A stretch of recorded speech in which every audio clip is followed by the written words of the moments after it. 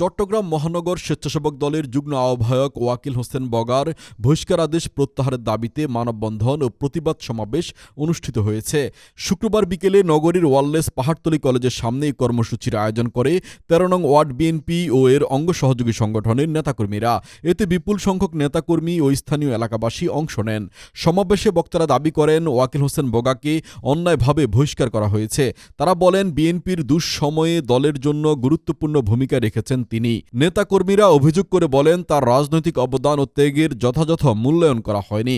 বক্তারা আরও বলেন অবিলম্বে বহিষ্কার আদেশ প্রত্যাহার করে ওয়াকিল হোসেন বগাকে তার পূর্বের পদে পুনর্বহাল করতে হবে, অন্যথায় ভবিষ্যতে আরও কঠোর কর্মসূচি দেওয়া হবে বলেও হুঁশিয়ারি দেন তারা।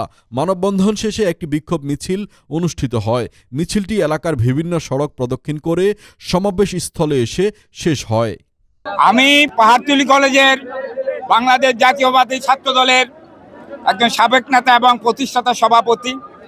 এই এলাকায় আমার ছাত্র জীবন থেকে এ পর্যন্ত আমি দেখে এসেছি যে ছেলেটা রাজনৈতিকভাবে একটু উঠতে থাকে, এই ১৩ নম্বর ওয়ার্ডে দলের ভিতরে দলের বাইরে ঘাপটি মারা কিছু লোক, তারা তাদের ক্ষমতা ধরে রাখার জন্য কোনো জেনারেশনকে উঠতে দেয় না। বিগত ১৭ বছর এই এলাকায় যদি রাজনীতির নতুন প্রজন্মের জন্য বড় ভূমিকা কেউ নিয়ে থাকে, সে হচ্ছে ওয়াকিল হোসেন বগা।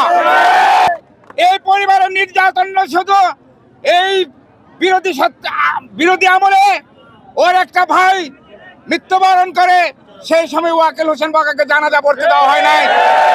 অন্যায়ভাবে যে বহিষ্কার করা হয়েছে, আমরা এই বহিষ্কারের তীব্র নিন্দা জ্ঞাপন করছি। ওয়াকিল হোসেন বগা ভাইয়ের বহিষ্কার যদি প্রত্যাহার না করা হয়, আমরা সামনে আরো কঠিন আন্দোলনে যেতে পারি। চট্টগ্রাম মহানগর স্বেচ্ছাসেবক যুগ্ম আহ্বায়ক ওয়াকিল হোসেন বগার বহিষ্কারের উদ্দেশ্যে আজকে যে র্যালি হয়েছে, আমরা ওর তীব্র প্রতিবাদ জানাই। ওনাকে ওনার দল থেকে যেভাবে বহিষ্কার হয়েছে, যে পদে ছিল সে পদে বহাল রাখা হোক। আসসালামু আলাইকুম।